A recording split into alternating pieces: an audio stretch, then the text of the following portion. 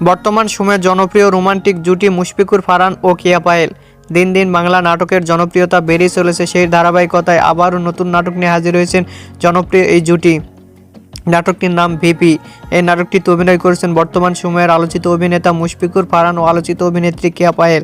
এই নাটকটি রচনা ও পরিচালনা করেছেন এমডি তৌফিকুল ইসলাম। নাটকটি খুব শীঘ্রই ক্যাপিটাল ড্রামার ইউটিউব চ্যানেলে প্রকাশিত হবে।